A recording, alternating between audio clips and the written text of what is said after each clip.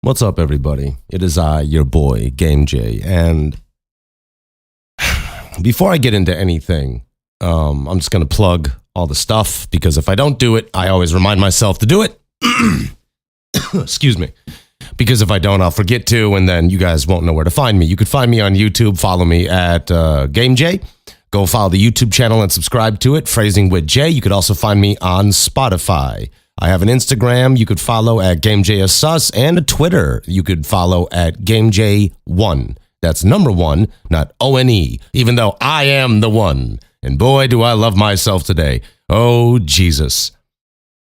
It's a weird show for me. And not because of any particular thing I'm going to talk about. No, that's not it. What was weird was for people who aren't in the wrestling podcast scene, I just had to briefly talk about this because it affected me, not in a way of personally, well, kind of personally, because I don't really know the guy, but it still did hit me kind of hard. Kevin Castle passed away on the 7th of April, and he was a co-host of the Don, Tony, and Kevin Castle show for many years. He was one of the OGs of wrestling podcasts, and I don't exactly remember when I found the Don, Tony, and Kevin Castle show, but I was a fan immediately. I've always been a fan of theirs, and whether I agreed or disagreed with anything they've said, I just always thought that Don, Tony, and Kevin Castle always had great chemistry, and I tuned in to one of their latest shows because I was expecting a recap of Monday Night Raw. Now, I don't really keep up with professional wrestling too much these days. It's just I tune in every now and then and I listen to what Don, Tony, and Kevin Castle are talking about. And if it sounds cool, I'll go check it out.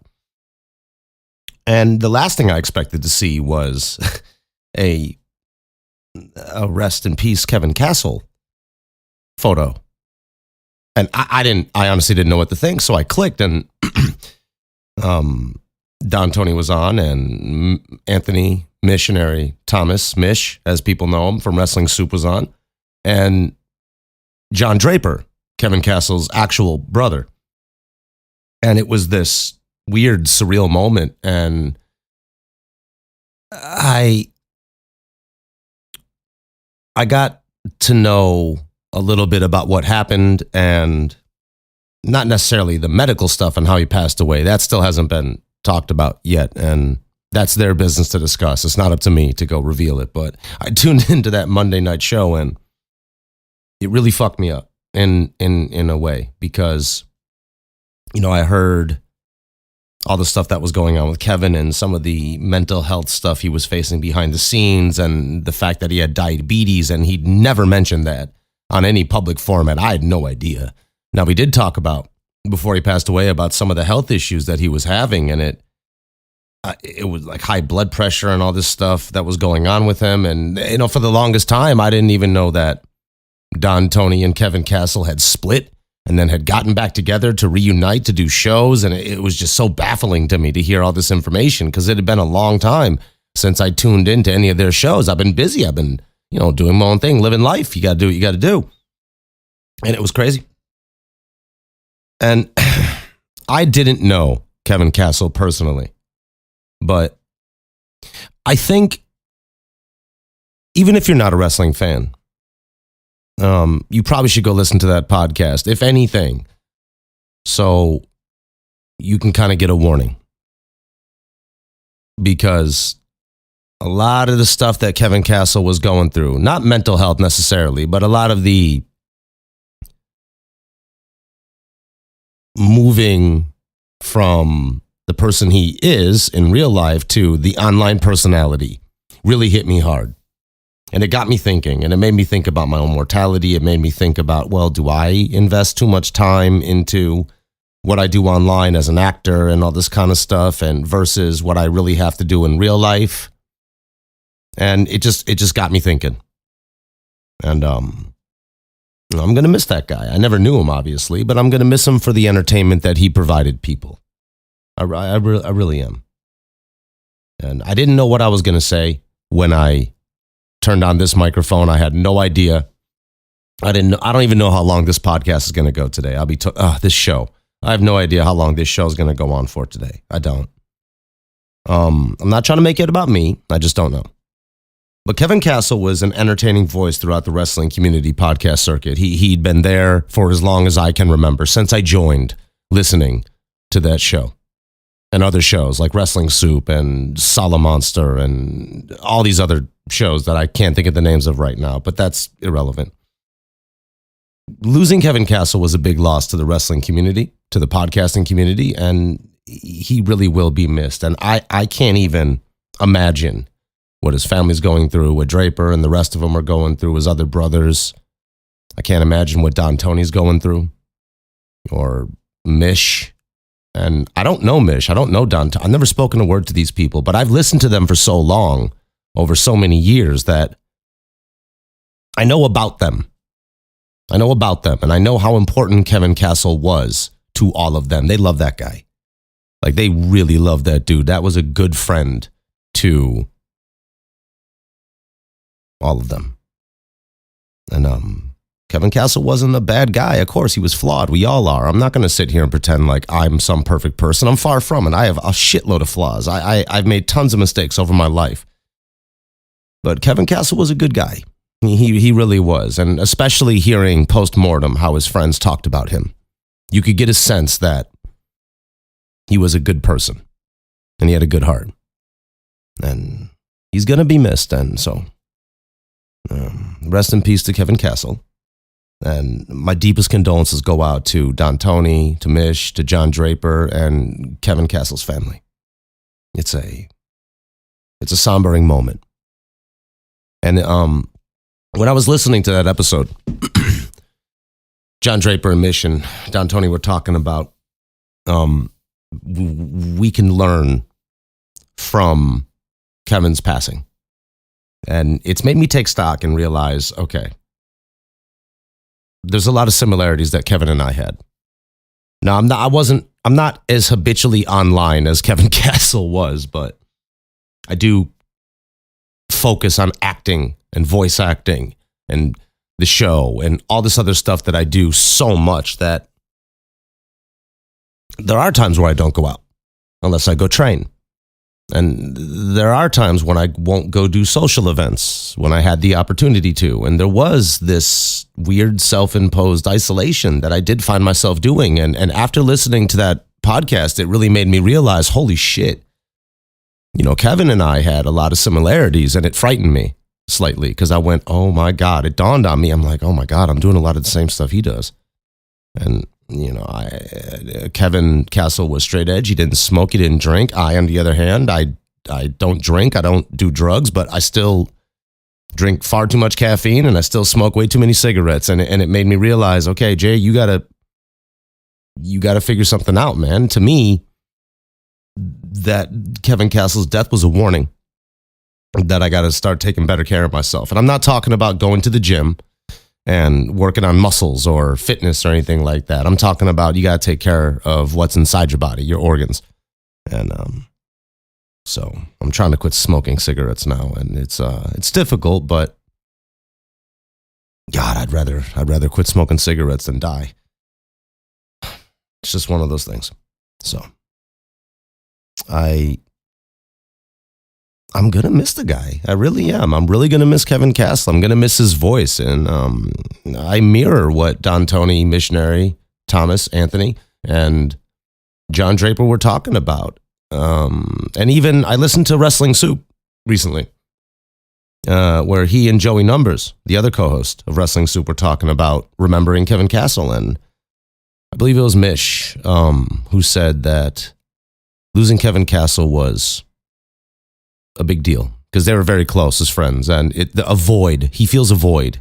And I got to agree with him, Mish. If I don't know why you would hear this, because you don't know me, I don't know you, from a hole in the ground, but I get it. Not in the same way that you do, not even close, but just as somebody who's been in my life passively, as somebody I listen to talk about wrestling and other things like baseball or movies, I do feel a void. Kevin Castle was a constant in podcasting, and I'm going to miss the guy. Rest in peace, Kevin. I want to talk to everybody about something, about motivation and dedication. And motivation and dedication are two different things, and I think people know that. It is easy to become motivated. Why do you think that motivational content has populated the internet and has always been some of the most viewed videos out there in existence as far as the YouTube platform or wherever motivational stuff is posted? Because it's easy to become motivated. Okay? If you listen to something from somebody that you respect or you admire or you get inspiration from, you get motivated and you get that drive and that fuel and that spark to go forward and you go, yeah, I can fucking do it. But the thing about motivation is that it can slowly die. Not completely, it just, motivation wanes and it flows, goes up and down like a roller coaster. And that's where dedication comes in. That's why dedication is just as important, if not more important, than being motivated by something external. Motivation is great, and I think it's important, and I think everybody needs to go seek out things that do inspire them and do motivate them. But after that, you have to be dedicated. Say you have a goal. I've been talking to a lot of people about this lately who kind of feel a little aimless and they don't know what they want to do in life, or they feel a little lackluster in whatever thing that they got going on, be it a personal thing in their life or a professional endeavor. It's just, you getting motivated is one thing, and you'll find that spark from wherever you find it. Everybody's different.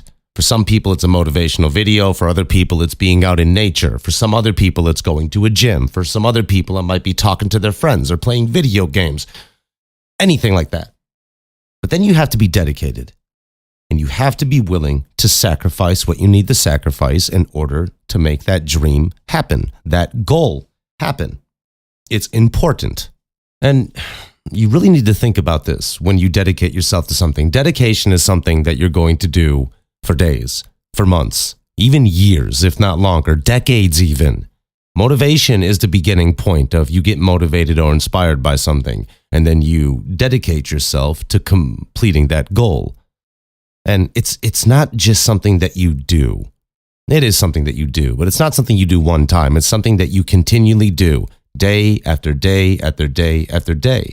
And you'll find, and I think everybody here knows this about themselves, it's just the truth. You'll find that if you get motivated to do something, or you have a goal in mind, or you have a dream or something you want to do, and you dedicate yourself to that, it will happen. If you, for example, want to play, you want to play tennis, and you want to get as good as you can get, if you dedicate yourself to it, you will get better. And let's say you go a step further. Let's say you want to be a champion in something. Look, not everybody gets to be a champion, but if you dedicate yourself to it, you very well could become a champion. You may come in second place. Hell, you may come in fifth. But the one thing you develop is a champion's mindset. And even if you don't become a champion, that champion mindset, that championship mentality carries you in life. And the lessons you take from those decades or those years or whatever, how much time you committed in order to be the best you could be at whatever given goal that you set out to accomplish, it matters. And it carries forward throughout your entire life. And this is directed at younger people. It's directed at older people who may have lost their way a little bit. God knows I have before. And I think it's one of the most important things. I highly encourage everybody to take stock with themselves and think about what you want to do with your life. And I really mean that. Think about what you want to do with your life. What goals do you have? What dreams and ambitions have you set out for yourself that you may have abandoned in the past? You may have been too afraid to for whatever reason. I want you to throw that doubt out the window. And I want you to get rid of it. There are enough naysayers in this world who are going to tell you you can't do something, or tell you you're too short, or you're too fat, or you're too skinny, or you're not funny, or you don't look good enough. Fuck all that. The naysayers mean nothing. If you have a goal and you're motivated from something and you get inspired and motivated to do that, whatever it may be, dedicate yourself to it. Go do it. I encourage that. And I mean it. Look, I've worked tons of terrible jobs. Now, here's something a little personal, okay? I used to work regular jobs. I used to work at restaurants. I was a cook. I was a gas station manager. I've done all sorts of stuff. I used to be a dishwasher. Okay, how about this? Okay, look. How about this one? I used to be a dishwasher. And I hated my job. I really did. I mean, nothing against dishwashers, but like me personally, I hated what I did. I was working as a dishwasher in this shitty diner, and I hated the people there. I hated my boss. I respected my boss, but I hated him. I hated the waitresses. They're all just fucking cunts. Just a bunch of bitches, man. And I couldn't deal with it.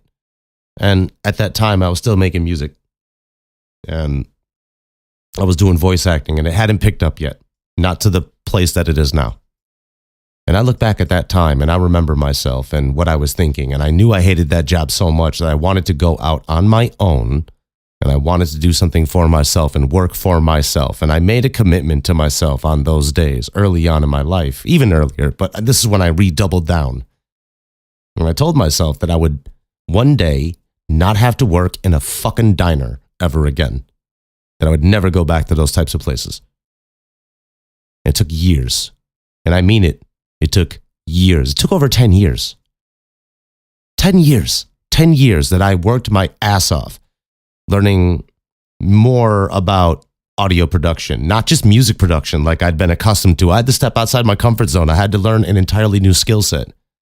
I had to learn the way my voice worked and what type of roles I could do, what type of roles I wasn't able to do because it didn't fit. I had to figure out what my assets were. And even the times that I wasn't what the person was looking for, I just didn't take no for an answer. I made sure that I still put my audition in. I worked my ass off, and I made it to the point to where I am able to be a voice actor now and an actor. I do on-screen work too, but that's not important. What's important is the story itself, that I went from being a dishwasher and a guy who worked minimum wage jobs in dead-end places with no future.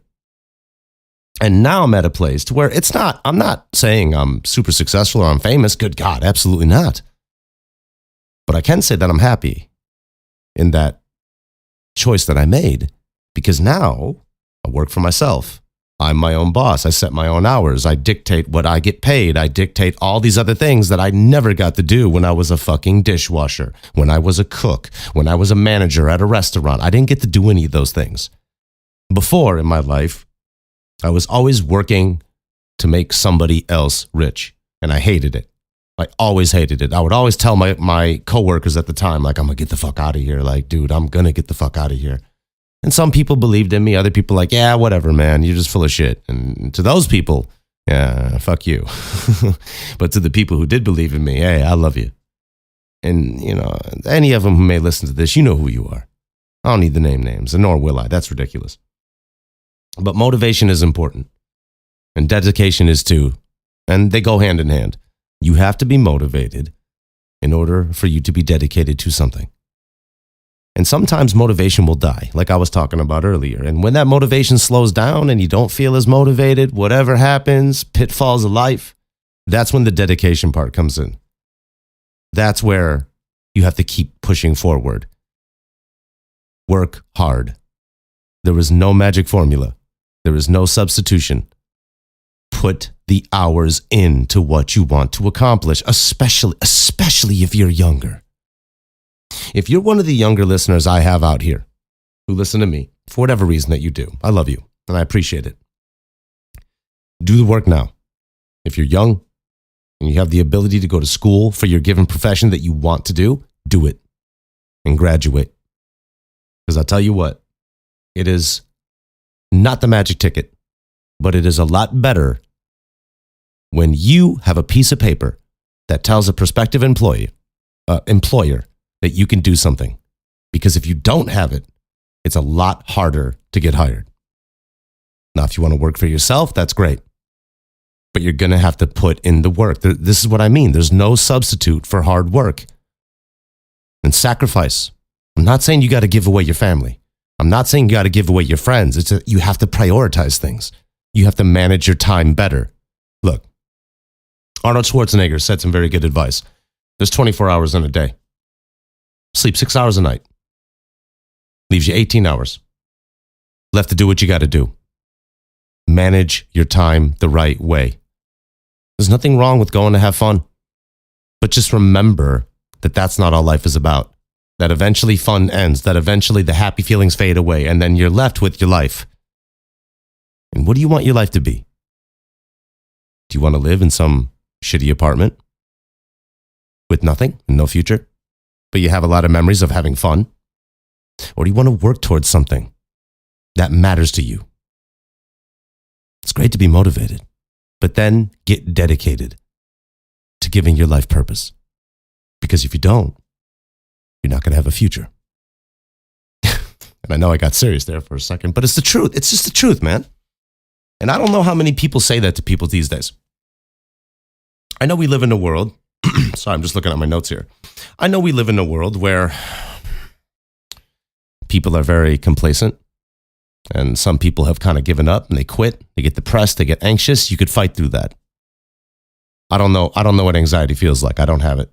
I don't know what depression feels like. I don't have it. Never had a suicidal thought in my head, ever in my life. But what I can say is that I've been down, and I've lost pretty hard in my life. What's that song? Last night I took a L, but tonight I bounce back. Bounce back. Dust your shoulders off. Get up. It's okay to feel upset. It's okay to feel hurt. It's all right. You could be there for a little while, but you can't stay there. If you stay there, you're never going to have any future. And I don't want that for any of you. I truly don't. This may sound funny coming from someone like me, but I really do believe in people. And the reason I say that is because I was talking to a training partner of mine, and he is a friend.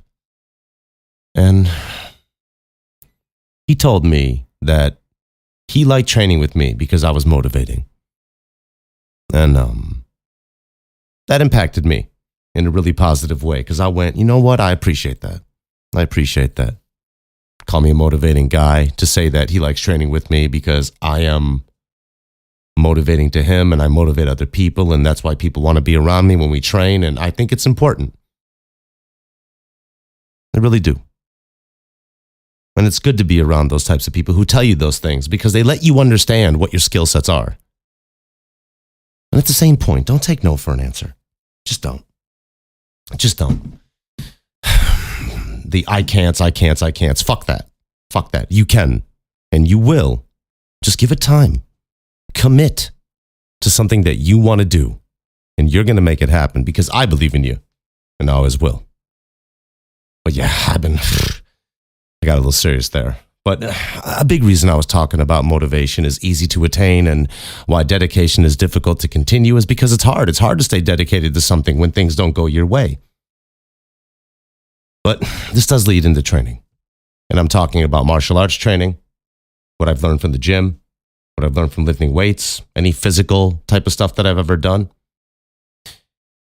What I learned from those endeavors, like martial arts, becoming a Taekwondo champion, and to now where I'm preparing to enter a bodybuilding competition by the end of this year, probably to the start of next year. I've taken so many lessons from the gym, from martial arts, and have applied them into my acting, voice acting, on-screen acting. And one of the things that I learned that's most important about acting is that it's a different endeavor. It's different from lifting weights. It's different from fighting people. But the one aspect that has been similar is the mental aspect. Acting is about memorization of lines, about getting to know your character. It's no different for me than understanding a technique and how to deliver that technique the right way. And then once I understand that technique, how do I manipulate it?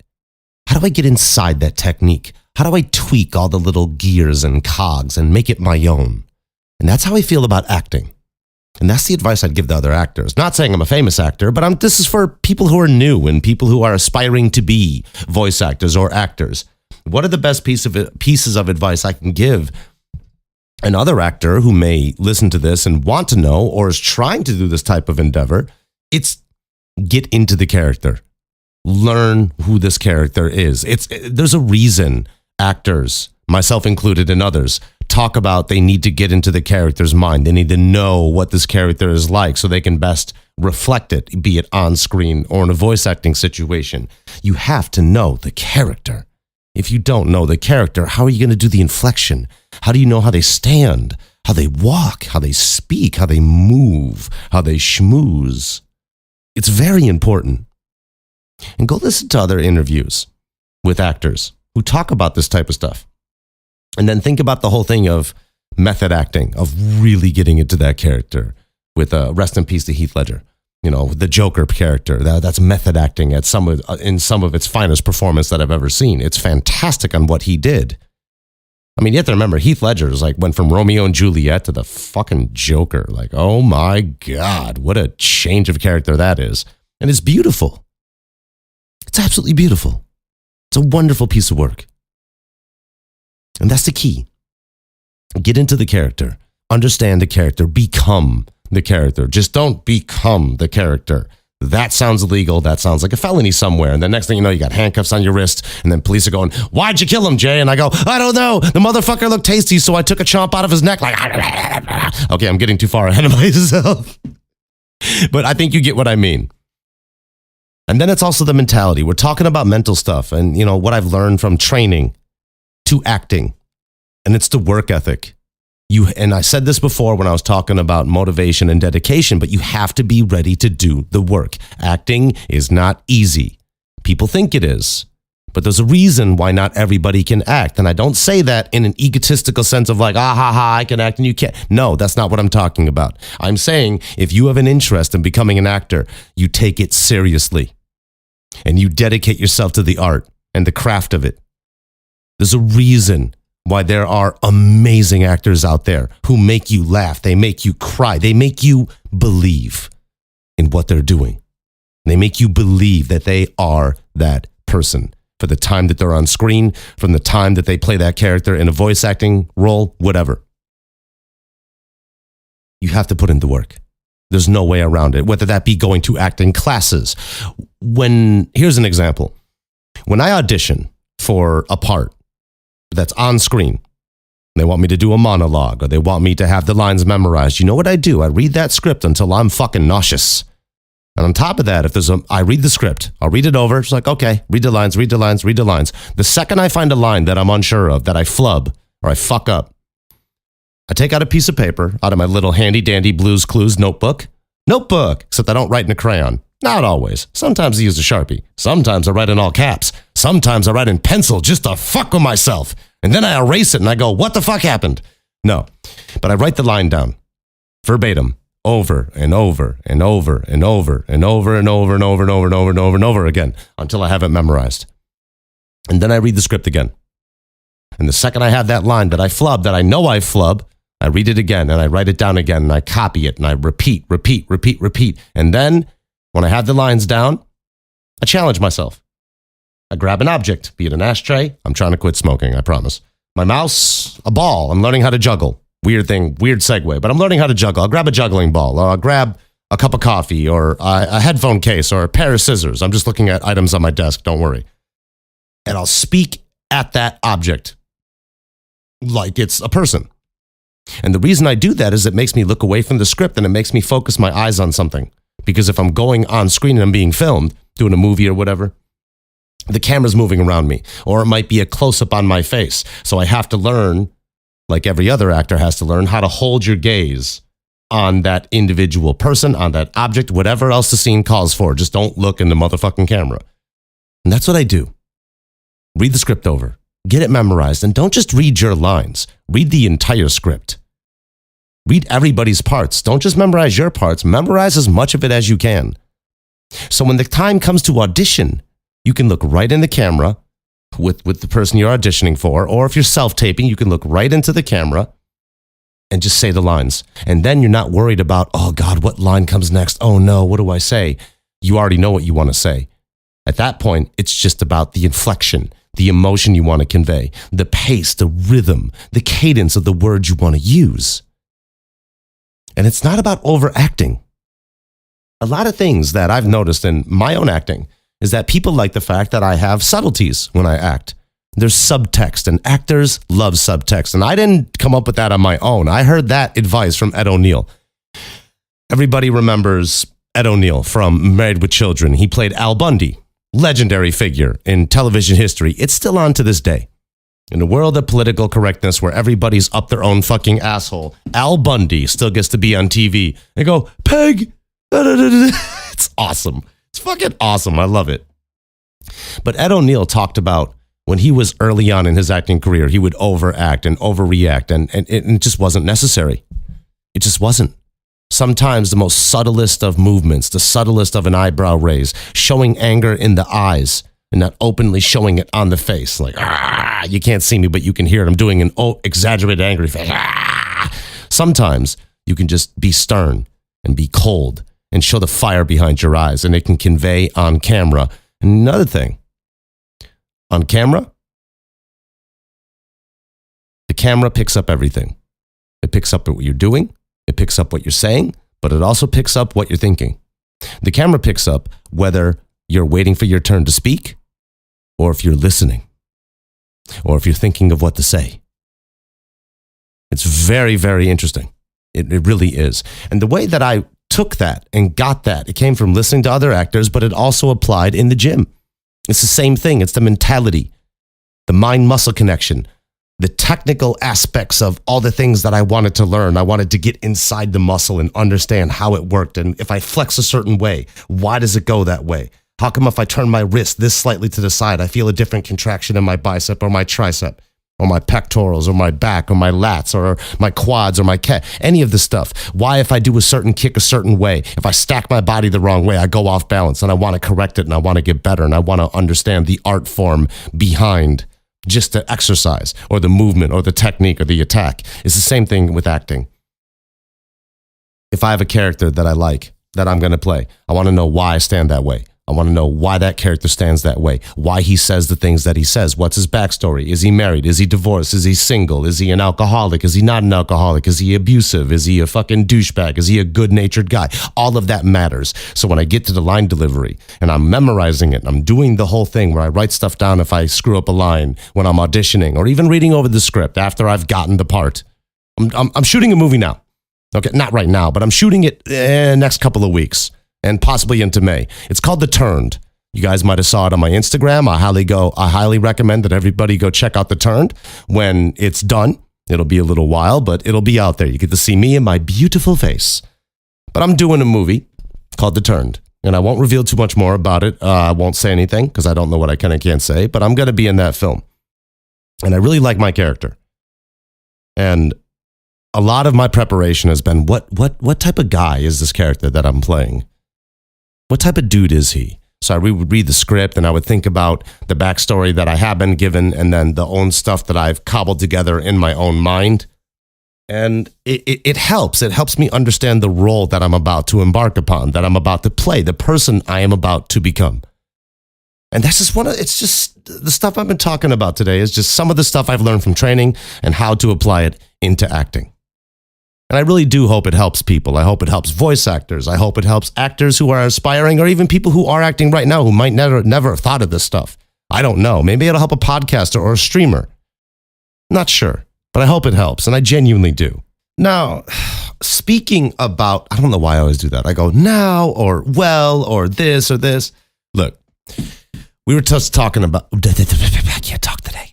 Can I talk today? Don't know what's wrong with me. Maybe I've had one too many Red Bulls. Please help me with my caffeine addiction. Said I had to quit smoking. Fuck. Should probably address that caffeine intake. It's insane. But we were talking about acting today.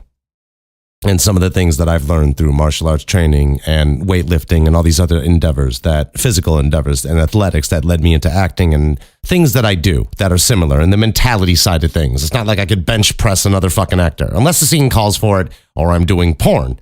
I'm not doing porn. Unless they pay me enough. Well, to get an Emmy, you got to get naked. That's simply the reality of life. Hollywood is weird. That's another warning. Don't get involved in Hollywood or any acting stuff unless you're ready to face the weird side of the world. It's a dark and spooky place. But no, really. I was talking a lot about acting today, and I'm going to continue to talk about it. And one of the things I was really thinking about was the differences in styles of voice acting. Now, you got lots of different types of voice acting out there. You got video games, you got animation, you got narration, you got dubbing, you got audio dramas, you got visual novels, you got podcasts, you got a plethora of stuff, e-learning. Like, there's just so much. And they all have different skills that you have to adopt. And I think some of it runs together a little bit. For example, if you're doing something like a typical narration, like a audiobook, all right, let's talk about an audiobook just for a second. An audiobook sometimes requires you to sound monotone in certain parts, and then you have to have life when you talk like the character. And it really depends on the production. Some people just want you to read the book, and what you send to them is fine as long as you say the words the right way. Other people want you to have a lot of life and boisterousness. If you ever go listen to an audiobook, you get what I mean.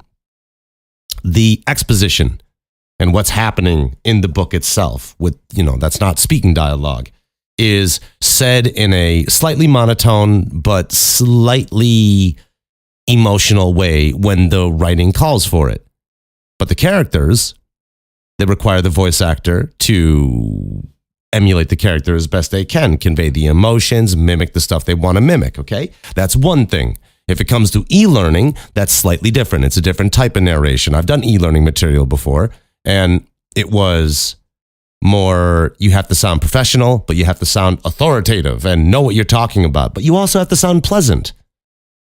And then lead the person into what they're doing, because sometimes you'll have a script where you have to do an introduction, lead them into the material, and then you have to do an outro where you say, thank you for blah, blah, blah, blah, blah. I hope you learned a lot today.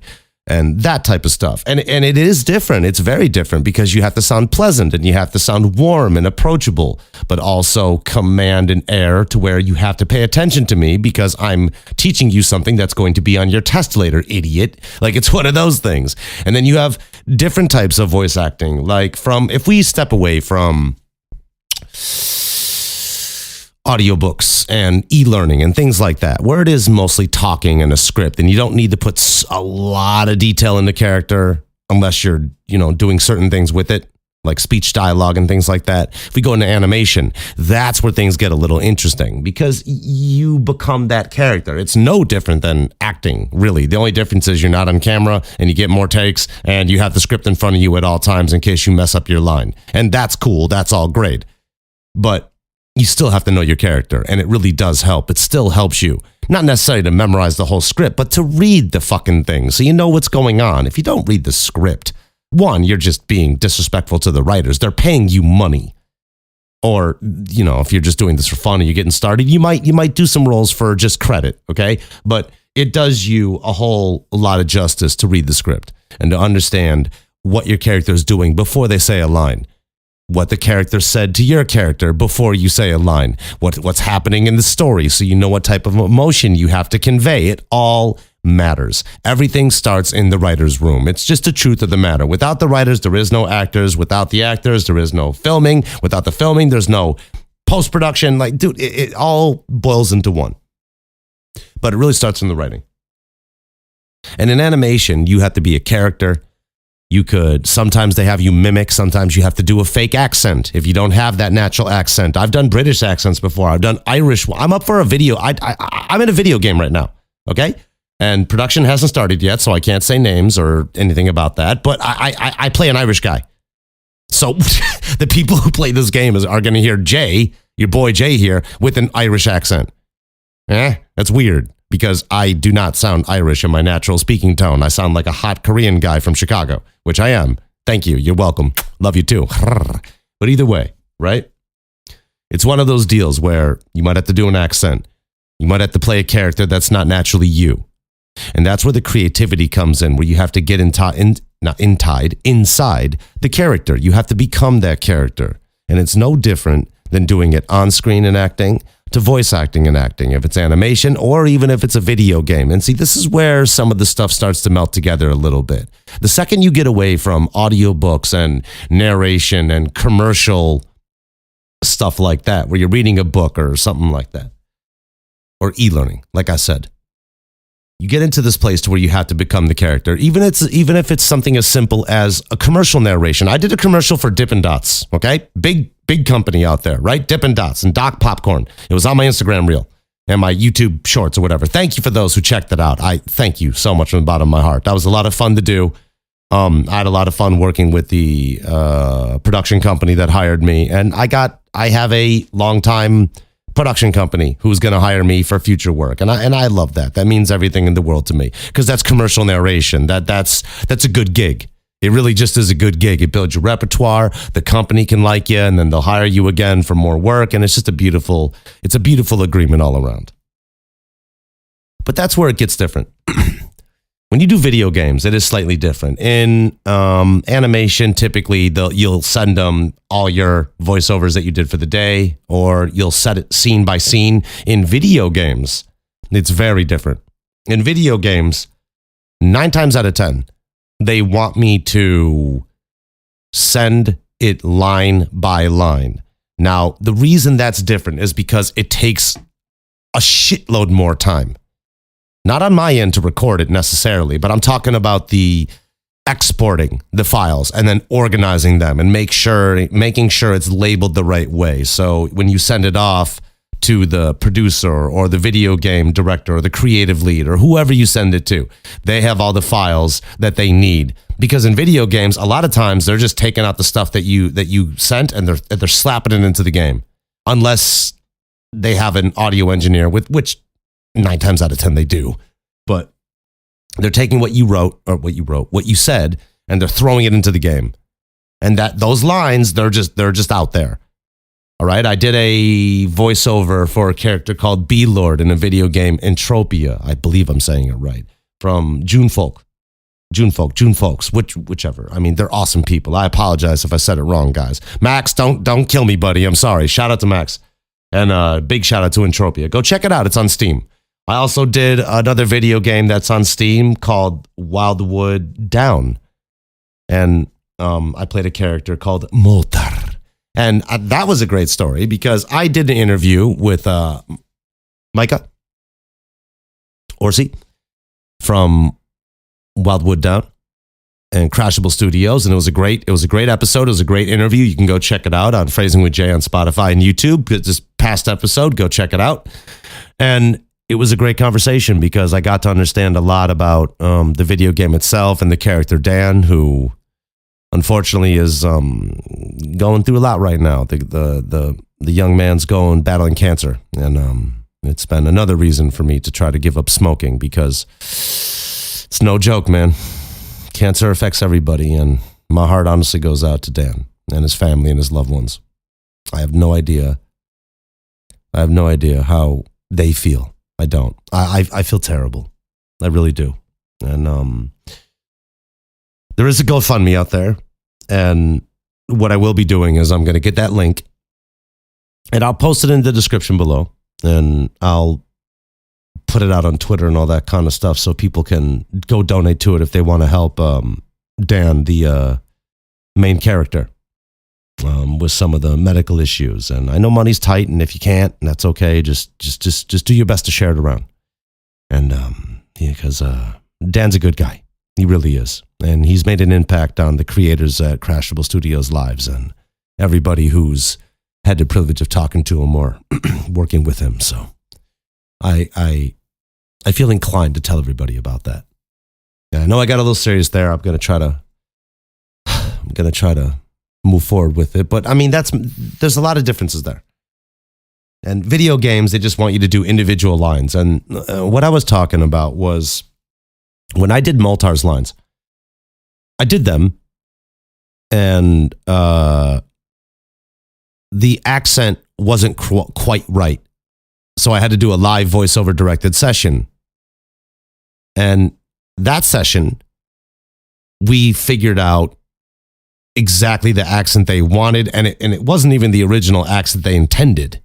It turned into this more sinister, evil type of character, and it just was 180 degrees different than what I originally had recorded and what the creators originally had intended for that character. So it's one of those things where, look, what they want in the beginning may not be what they want in the future. So just don't take no for an answer. I'm not saying they said no to me. It's just that don't be afraid. Don't be afraid to try something different, because the fact that I tried something different with Mika, my boy, he spells his name crazy, so I always forget it, and I feel like a fucking bastard saying it. But he knows I love him. But he really liked it, and he really liked the delivery I gave, and it was a joy. It really was. And that's what I mean by the differences of video game voice acting versus animation versus narration to audio dramas. Now, audio dramas, oh my God, there's one we could talk about. Audio dramas are slightly different. Audio dramas is like theater.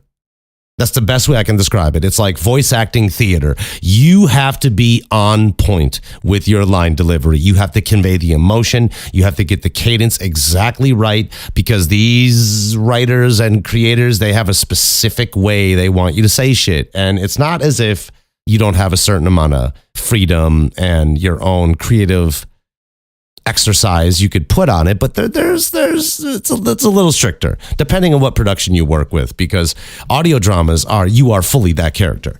And there are times where sometimes you do live voiceover directed sessions, sometimes you do group recordings, and other times you isolate yourself and record solo and send off the files. And look, if it's not what it's supposed to be, or it doesn't fit with what everybody else is saying, hey, well, you just got to redo it. And that's just what it is. I mean, there's a lot of differences in voice acting. And then there's the whole thing about things like singing and rapping and all that kind of stuff. It is different. It completely changes the way that you have to do recordings. Like, there's actors out there, and shout out to all of them who do it, who are not rappers, who are not singers, but they do it because they're good actors. They're able to sing. They're able to rap. They're able to hit bars. They're able to hit notes. Maybe not to a super classy singer extent, but they can hit notes and they're presentable and they don't embarrass the genre. They don't embarrass themselves when they perform. And that's a skill. And it's all a skill, just like having couple different accents on handy, just like having the ability to sing or rap or to be able to deliver lines or convey emotion or play a certain type of character. And it's okay. It's okay. These are all things that you learn. Okay? And how do we learn that? We get motivated to want to do something, and then we dedicate our time and our effort to getting good at it. And then we see how far we can go. And then we dedicate more time to like, okay, I know how to do this one accent. Now let me try to do this other accent. And it's like, okay, I know I can sing in this range. Can I sing in the other range? Maybe I can. And then you try. And then if it's just not within your range, you go, okay, that's not within my range. I know that's not possible. There's a difference between being dedicated and being dumb. There's a certain point in time where you got to be smart enough to go, okay, that's just not working. And I'm talking specifically about singing. But if it's something like learning lines or learning an accent, anybody can do that. It just takes the time to do it. Now, then the tricky part comes in. Can you do the accent and convey emotion? Can you convey sadness? Can you convey angst? Can you be upset? Can you be happy? Can you be sad? Can you be gleeful? Can you be horny? Because God knows there's a lot of weird fucking casting calls that I have seen. I post them on my Instagram all the time. Cheap plug. Follow at GameJSUS if you want to see weird shit that I come across when I'm doing voice acting auditions. Holy shit. What was the other one I posted today? It was about... snort count. There's one. Virgil will be happy. Shout out to Virgil and Lily and Tacos and Bruja and all the day ones and everybody out there. Love you. Oh my God. Snort count's real. Jeez. And May May. How could I forget May May? Love you, May May. Love you too, girl. They love the snort count. And what was it? It was something about glory holes. And it was something about glory holes, and I didn't know what a glory hole was. So shout out to a friend of the show, Fleets. He's gonna laugh when he hears this, if he listens to this show. Fleets, I'm sorry, man. I Googled what a glory hole was, and oh my God, I think my browser history is forever gonna be mad at me. I was hitting the X bar so quick on my computer. I was thinking to myself that I infected my computer with the filth that I fucking discovered. Oh my God, it was terrible. Oh God, what is wrong with the world? But yeah, that's just some of the differences that you find in voice acting, and there's tons more. If I sit down like I am now and think about it for any longer, I could probably come up with more. But if I do, then I won't be able to get to Minecraft or the Minecraft movie that I saw recently, which I am going to talk about. That was just, oh my God, it was interesting to say the least. You know what? No, you know what? Fuck it. Let's talk about the Minecraft movie. I watched the Minecraft movie the other day because I remember back to what JD and Fleet. I was on Twitch. Cheap plug. Go follow me on Twitch at GameJ. I was on Twitch doing reaction videos, and oh my God, I remember watching this Minecraft trailer and what JT was saying about how the Minecraft people were, not Minecraft people, how gamers were pissed off. And they were mad because the movie wasn't fully 3D, or not 3D. The movie wasn't fully CGI. And you know what? Okay. I dismissed it initially. Kinda. I didn't really dismiss it. I just kind of didn't get it. Actually, I take that back. I got it, but I guess I just didn't really embody what they were talking about. And now, after watching it, I went, okay. I kind of see their point now. I kind of see their point. I really do. Because there's this weird thing with the Minecraft movie. Now, on the surface, if you're a parent and your kid likes Minecraft, you went and saw that movie. Okay, you don't got to be embarrassed about it. It's okay. There's nothing wrong with that. If you love your kids, you love your kids. You're cool. And oh my God, I watched that movie and I could immediately see why gamers specifically. I'm not talking about casual audience members. I'm talking about gamers, hardcore Minecraft players, not just people who play video games, where the source material comes from. I can see why they wanted it to be completely animated. I get it. And all CGI. Because there's this weird thing between Jack Black and the other actors and Jason Momoa. I know his name's Jason Momoa, but he's Jason Momoa. And getting them sucked into the Minecraft world. And yeah, there was a point to where I started agreeing with JT and everybody else who was talking about it. Okay, like, sure, if you're going to make it live action, let it be live action. And then when they get sucked into the Minecraft world, that's where you bring it into the CGI, but they didn't do that. They had this weird mixture of 3D CGI mixing with live action stuff, and it was just so strange. It didn't throw me off completely, but I there was something about it that felt not wrong, but bizarre. It was very bizarre. It would have been a lot better, in my opinion, if they went from live action. One second. Hydration is important. Drink fucking water or coffee, whatever you have. It'd be a lot better if they went from live action to when they get sucked into the world, where Jack Black, Steve, gets sucked into the world and he's making his forts and all that kind of stuff. And he's dancing with was it pandas? I think it was the pandas. That's when you make it CGI. Or when you get Jason Momoa. I'm always going to call him that. Sorry, buddy. When you get Jason Momoa and the other kids and everybody getting sucked into the Minecraft world, that's when you make it CGI. That's when you make them all, blocks. That's when you make them blocks. Now, don't get me wrong. I did enjoy some of it. I thought it was an okay movie for what it was. I don't remember anything that happened in the movie other than Stifler's mom got married to a villager because she hit him with her car.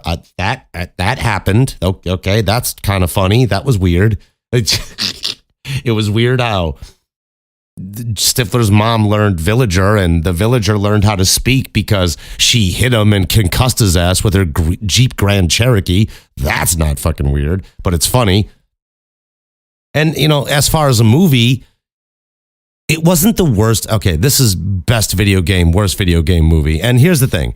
I can't put it on either of the best video game movie or the worst video game movie category. What the Minecraft movie is, and you have to go see it for yourself. I saw it, and it's fine. I'm just indifferent to it. And that is the thing. I'm indifferent to it. It came, it went, and that's it. There's nothing extraordinarily memorable from it that I take away from it. And I've watched it twice. Okay, I've watched it twice. The only thing that I can really think of is Stifler's mom nearly killed a villager with her car. And, there was one scene. It's when Jason Momoa and the kids and everybody got into the Minecraft world and nightfall happened. And you saw the zombies come out of the woodwork and they started eating the sheep. That poor fucking sheep. Bah! It was so funny. It was so funny. And then you see the flaming arrows and I'm going, that's Minecraft. That was great. That was great. I love that part because I went, okay, that's Minecraft. That's exactly what happens in Minecraft. Night falls, and even if you're set on normal or hardcore mode, the arrows are flying past you. Maybe not fire arrows, but arrows are flying past you. Things are getting fucking eaten. Total chaos ensues. That's Minecraft, and there's nothing wrong with that. I remember when there was another funny scene. Okay, I take that back. There's another funny scene I remember. When Jack Black, Steve, defeats the witch. And then she's going, come here. And he says to her, are you going to pull out a small dagger and try to kill me? Like, you're going to pull out a hidden knife? It's like, no, I'm too weak. And then she tries to stab him with the fucking dagger. And then she goes, come here. And he knows she's going to try to stab him with the knife. And it's like, fake knife number 2. It's like, Then she tries it for a third time. He goes, no, I'm leaving. And he dip sets. And then she goes, sneak attack. And just she falls over. That part was awesome. I love it. That's just great. I thought it was hilarious. Other than that, I don't remember too much of the movie, and I watched it twice. And don't get me wrong, I'm not ragging on the movie. It's okay. If you want to go watch it, go fucking watch it. It's not the worst thing in the world that's ever came out. But I understand what JT was saying in that Twitch stream those months ago, and what everybody else online was saying. I didn't read any of it.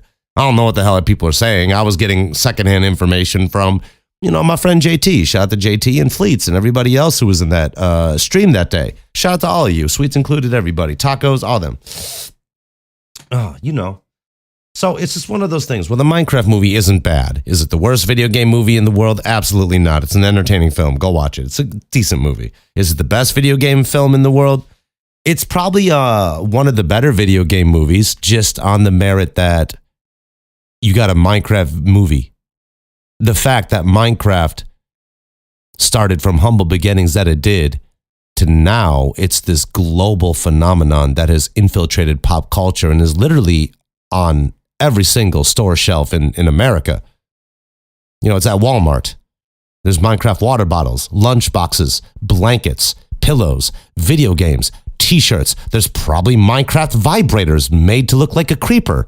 I hope when you explode, it doesn't explode, because that would be messy. That's so gross. Who the fuck would buy a Minecraft dildo? Who would buy a creeper vibrator? No, you know what? Don't answer that for me, because I already know there's weirdos out there who probably already have one, and they're probably fucking jackhammering themselves right now to this goddamn podcast going, me, Jay, I bought. Oh my God. What a day. Oh, Jesus. But I'm going to get out of here for now. I know I haven't been on here in a while. I've just been really busy with all the stuff that I got going on. So just a big shout out to everybody who's listened to Phrasing with Jay. A big shout out to Cited TV for handling my distribution and everything. And all of you, because honestly, I appreciate every time somebody comments or shares it out, or just even takes the time to listen, because you have a million podcasting. I said it again. You have a million options to choose a show. So if the fact that you picked mine for any reason whatsoever, if I become part of your day or part of your week, whenever I'm able to upload these, I really do appreciate that. So thank you. I really do. From the bottom of my heart, it means a lot to me. As far as stuff I got coming up, I got a lot of voice acting stuff coming up. I just did an audio drama that got released that's based on Skyrim. So if you like Skyrim, you want to go check that out, please go right ahead. It's on my Twitter. I already told you about the movie I'm doing. It's called The Turned. I recommend everybody go check that out. I'm on a few video games, Entropia and Wildwood Down, and a couple other ones, but I can't talk about those yet because they're not publicly available to talk about. And I got a few more things in the works. I got a ton of animations that I'm coming out on. So when those are ready, I will definitely post you guys links. I'll send you, it'll be on my Twitter, on my Instagram, and all that kind of stuff. I'm also making more music with Roshan and Awesome Rap Battles. And hey, I love being a part of Awesome Rap Battles. I'm also the happy narrator of the Sango YouTube channel. It's at Sango Red on YouTube, so go check it out and go give them a subscription and tell them Game J sent you, and I would really appreciate it.